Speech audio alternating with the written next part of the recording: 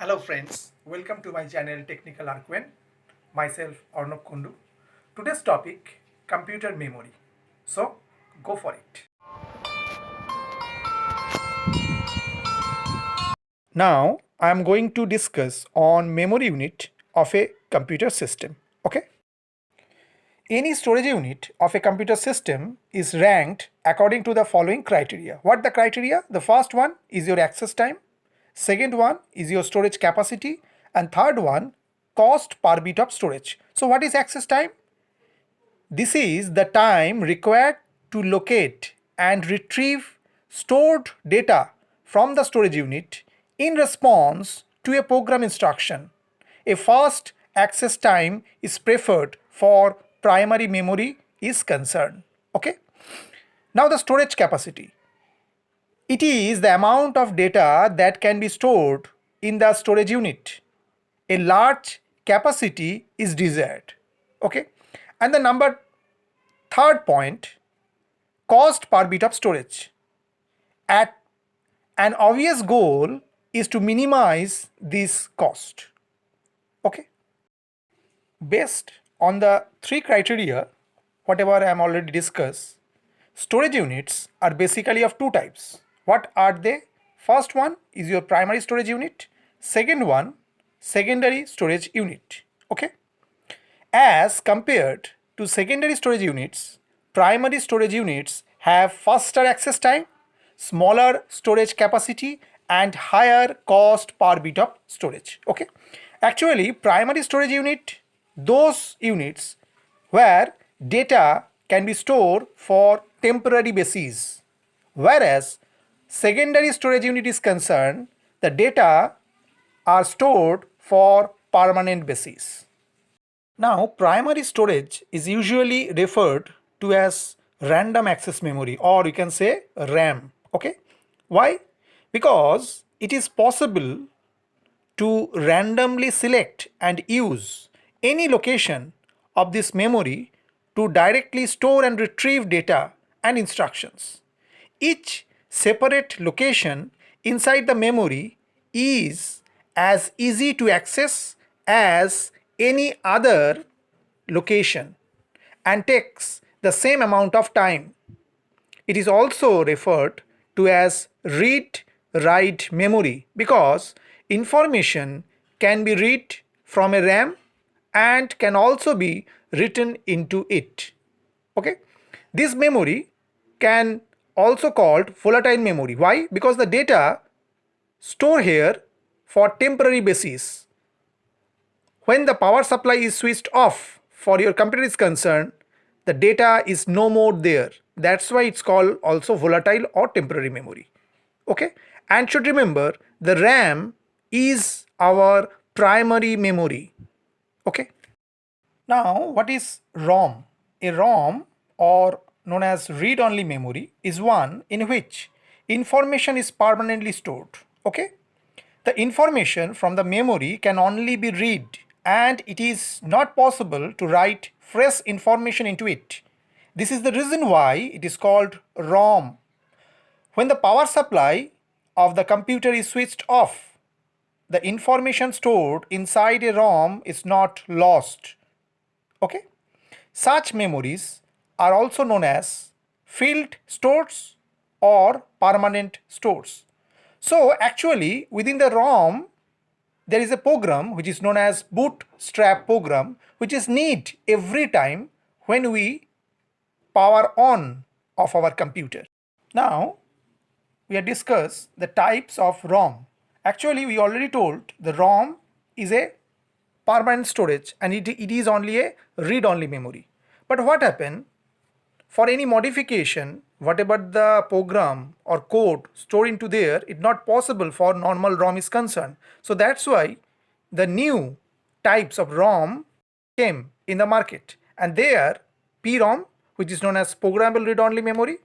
In that particular ROM chip, what happened? We can store data again, but for only one time. And who can do that? The PROM programmer, means those who knows this micro level programming, they can do program on that ROM chip, but it is only one time, not for more than one. Okay. So the next type is EPROM. It's known as erasable programmable read-only memory. So this type of ROM chip can use every time for erase and again write. Means multiple time we can load the program and we can erase the program. But the erase can possible only through ultraviolet light. Means when the ROM chip is exposed on ultraviolet light, then the data can be erased on that particular memory is concerned. Okay. The next type, it is EEPROM, which is known as electrically erasable programmable read-only memory, which is similar like EPROM, but the process of erasing is just different. Here the data can be erased electrically. Okay, so it is so much reasonable for user is concerned.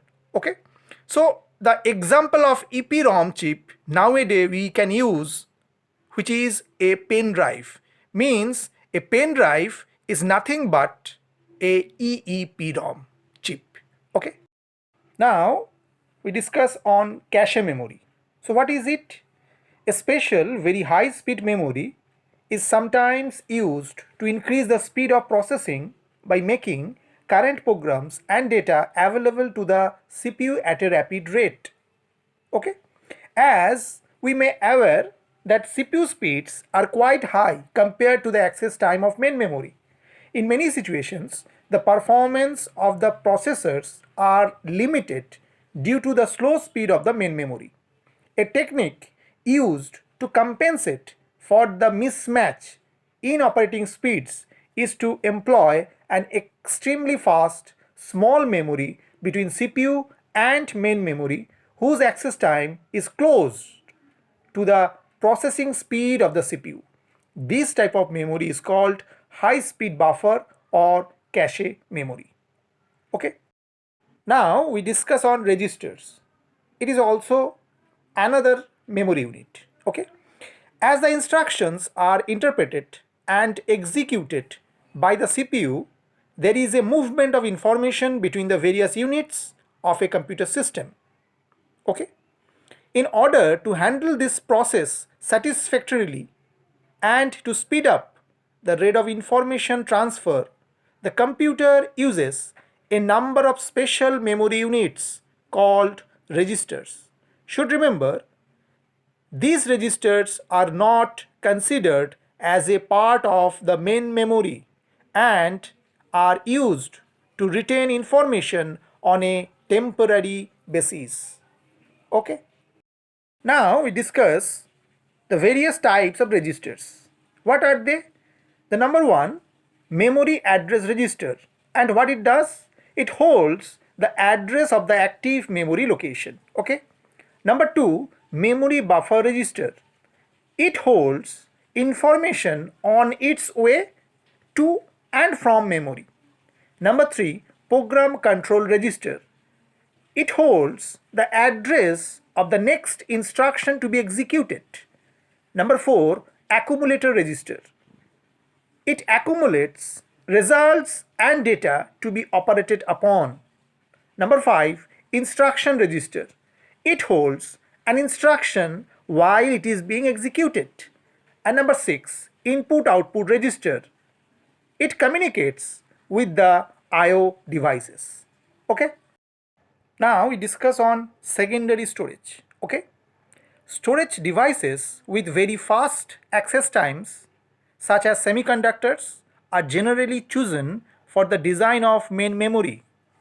These high-speed storage devices are expensive and hence the cost per bit of storage is also high for a primary storage. Thus, the storage capacity of the main memory of a computer system is limited. Often, it is necessary to store many millions, sometimes billions of bytes of data. Unfortunately, the storage capacity of the primary storage is not sufficient to store the large volume of data handled by most data processing centers. As a result, additional memory called the auxiliary memory or secondary storage is used with most computer systems. Okay. This type of memory is also referred to as backup storage because it is used to store large volume of data on a permanent basis, which can be partially transferred to the primary storage as and when required for processing. Data are stored in secondary storage in same binary codes as in main storage and are made available to main storage as needed because computers only understand 0 and 1, means these are the binary digits. Okay, so the stored data should be in form of binary codes like 0 and 1. Okay, now we discuss accessing method of secondary memory. Okay, several different devices can be used as a secondary storage, but the one selected for a particular application mainly depends upon how the stored information needs to be accessed. Okay, basically there are two methods of accessing information.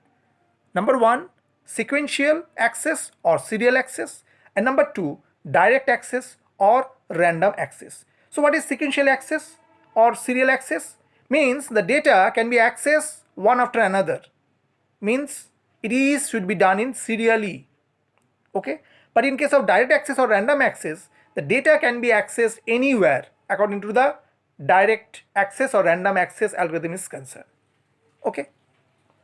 Now we discuss on examples of secondary storage. Okay, so first one is a magnetic tape, second one magnetic disk, third one floppy disk, fourth one magnetic drum, fifth one optical disk, and this particular secondary device contain three different type of optical disk. One is CD, means compact disk, next one DVD, means digital versatile disk, and number 3 is BD, is a Blu-ray disc.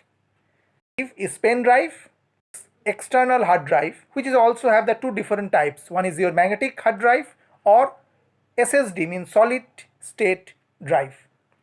Magnetic tape, this secondary device is only sequential access secondary device, and the rest of that all are random access or direct access secondary device.